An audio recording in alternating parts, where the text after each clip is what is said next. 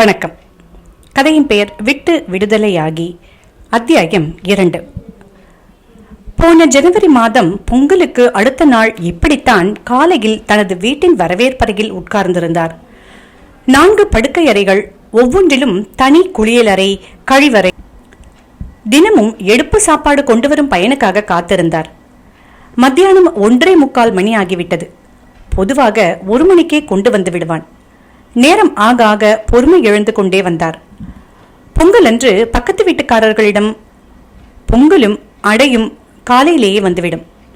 இந்த வருடம் பக்கத்து வீட்டுக்காரர்கள் இருவரும் வெளியூர்களுக்கு போய்விட்டனர். சாப்பாடு வர தாமதமாவதால் கொஞ்சம் தவித்து போனார். எத்தனையோ வருடங்களாக காலம் தவறாமல் சமைத்து போட்ட தங்கம்மா வழக்கம் போல மறுபடியும் நினைவுக்கு வந்தார். ஒருவேளை அவர் முதலில் இருந்து போய் தங்கம்மா இன்னும் உயிரோடு இருந்திருந்தால் எப்படி இருந்திருக்கும்? இது மாதிரி முதியோர் இல்லத்துக்கு வந்திருப்பாளா? தனியாக இருந்திருக்கலாம். பெண்கள் தனியாகவே வீட்டு வேலைகளை பார்ப்பதால் கணவன் இறந்த பின்னும் வீட்டு வேலை செய்வது பெரிய விஷயம் அல்ல. அதனாலேயே தனியாகவோ அல்லது மகள் வீட்டில் அவளுக்கு உதவி செய்து கொண்டோ இருந்திருப்பாள். இருந்திருக்க வேண்டும். பெருநகரத்தின் சந்துகளில் நுழைந்து மகள் வீட்டுக்கு போவதற்குள் அவருக்கும் போதும் போதும் என்றாகிவிடுகிறது. ரயில்வே ஸ்டேஷனில் இருந்து தொடங்கும் கூட்டமும் கூச்சலும், மனிதர்களை இடித்துக்கொண்டு மனிதர்களும் வாகனங்களும் அவற்றின் இரைச்சலும் அவரை மிகவும் தொந்தரவு செய்யும். காதடைத்து போகும், தாகம் எடுக்கும். சின்ன நகரத்தின் இரைச்சல்களே அவருக்கு பிடிப்பதில்லை. சிற்றறைகளால் ஆன வீடென்னும் ஒன்றிற்குள் நுழைவார். மருமகனுக்கென்றும் மகன்களுக்கென்றும் தனி அறை, மகளுக்கும் பேத்திக்கும் தனி அறை. அவருக்கென்று வரவேற்பறையில் சாமான்களை ஒதுக்கி வைத்து ஒரு கட்டிலை போட்டு அவருக்கே ஒரு மாதிரி இருக்கும். இந்த குறுகிய இடத்திலிருந்து விடுதலை பெற கீழே இறங்கினால் 10 அடிக்குள் மனிதர்களின், இயந்திரங்களின், வாகனங்களின் பெரு நதியின் வெள்ளத்தில் ஒரு சிறு துரும்பாக காணாமல் போய்விடுவோமோ என்று அவருக்கு பயமாக இருந்தது. வயதாக வயதாக அந்த பயம் அதிகமாகிவிட்டது. தான் யாரோ ஒருவனாக அடையாளமற்று இருக்க அவர் ஒருபோதும் மனம் ஒப்பியதில்லை. ஏதோ ஒன்றாக, ஏதோ ஒன்றினால் அடையாளம் பெற வேண்டும் என்றே வாழ்க்கை முழுவதும் விரும்பினார். ஆனால் எந்த அடையாளமும் அற்று தெருவில் கிடக்கும் பிணத்தை போல வாழ்வதாகவே எப்போதும் உணர்ந்தார். அந்த வருத்தம் அவரை குடைந்து கொண்டே இருந்தது. அது நிறைவேற்றியிருந்தால் இப்படி ஒரு சின்ன நகரத்திலிருந்து தொலைவில் உள்ள சிறு கிராமத்தின் தோட்டங்களுக்கு நடுவிலே முதியோர் இல்லத்தின் அறையொன்றில் தனியாக வாழ நேர்ந்திருக்குமா என்று சந்தேகப்பட்டார். எத்தனையோ சாதனையாளர்கள், ஏன் காந்தி கூட கடைசி நாட்களில் தான் கட்டி அமைத்த கட்சியிலிருந்தும் தேசத்திலிருந்தும் தன்னை கொண்டாடிய பெருந்திரளான மக்களிடமிருந்தும் அந்நியமாக போக நேர்ந்ததே. வதைப்பட்ட நிலையில் இந்த மனிதனை மரணம் வெல்லும் என்பது உண்மை. அம்மா எப்போதோ சொன்ன வார்த்தைகள் நினைவுக்கு வந்தன. நீ பிரதிவாதி பயங்கரம்டா. இதையே அவரது நண்பர்களும் உறவினர்களும் வெவ்வேறு வார்த்தைகளில் எதுக்கெடுத்தாலும் எதிர்பேச்சு பேசுவ, எல்லா கட்சிக்கும் எதிர்கட்சி பேசுவ என்று அடிக்கடி பேசுவதை கேட்டிருக்கிறார். பொது புத்தியில், பொது வெளியில் உலவுகிற கருத்தை ஆமோதித்து அல்லது வழிமொழிந்துதான் பேச வேண்டும் என்பதும் ஒரு பொது புத்திதானே. வேறு மாதிரி தர்க்கத்தின் அடிப்படையில் சிந்திப்பதோ பேசுவதோ தவறு என்றுதான் அவரிடம் பலர் வாதிட்டிருக்கிறார்கள். ஊரோடு ஒத்துவாழ் மனிதர்கள் என்பது கூட்டம்தானா? தனி மனிதர்க்கென்று எந்த ஆளுமையும் கிடையாதா? வயது 80 ஆண்டுகளுக்கு மேல் ஆனாலும் அவருக்கு சந்தேகங்கள் தீரவில்லை. மற்றவர்கள் அதை தீர்க்க விடவில்லை. அவர் கண் விழித்த போது 11 மணி.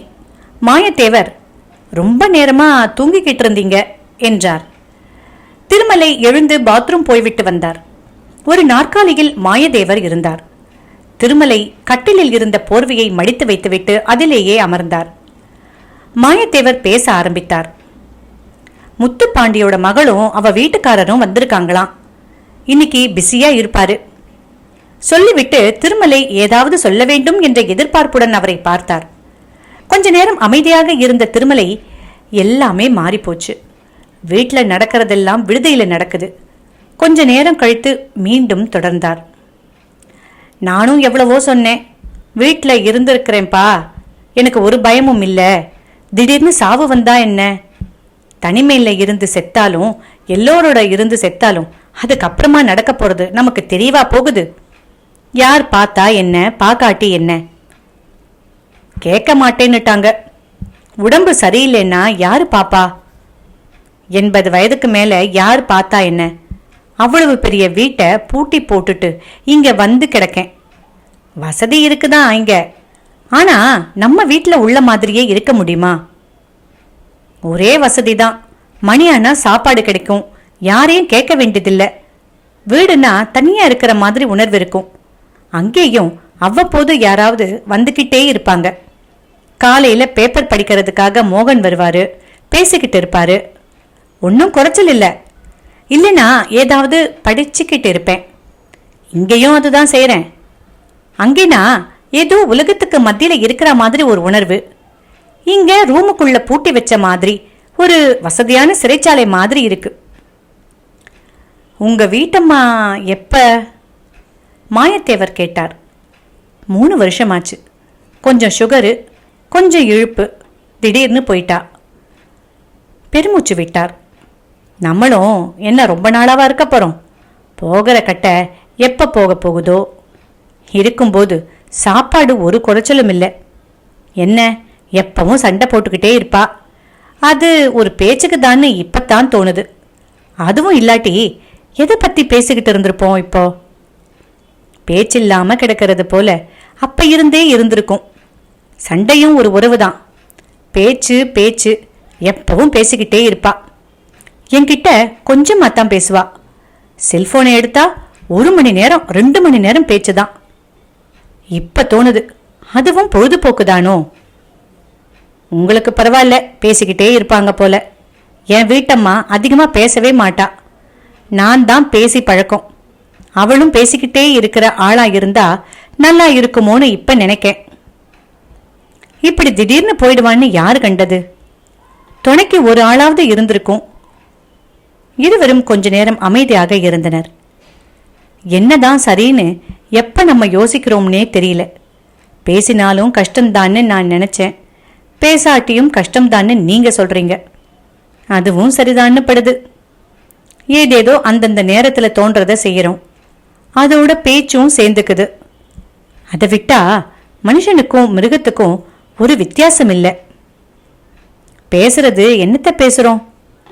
உப்பு சப்பில்லாத ஒன்னுக்கும் பெறாத விஷயத்த பெருசா பேசுறோம். இதுக்கு வாயும் பேச்சும் தேவையான்னு தோணுது. நீங்க இப்ப தனியா இருக்கிறதுனால இப்படி தோணுது. கூட்டத்தோட இருந்தா தெரியாது. எனக்கு சின்ன வயசுல இருந்தே கூட்டமா சேர்ந்து காய்ச்சி பூச்சுன்னு சத்தம் போட்டா பிடிக்காது. 4 புத்தகமும் ஒரு மரத்தடி அல்லது சாய்வு நாற்காலி இருந்தா பாதி நேரத்தை போக்கிடுவேன். ஆனா புத்தகத்தை எடுத்தாலே அவளுக்கும் பிடிக்காது.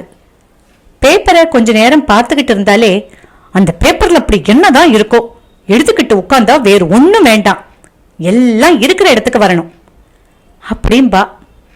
இப்ப புரியுது, அவ செய்யற வேலைய நான் அங்கீகரிக்கல, அவளை கவனிக்கல. அதனால அப்படி பேசி இருப்பா. காலம் கடந்துருச்சு, அவ்வளவுதான் கொடுப்பன. இப்படியே பேசி பொழுது போய்கொண்டிருந்தது. இதோடு 2வது அத்தியாயம் முடிவுற்றது.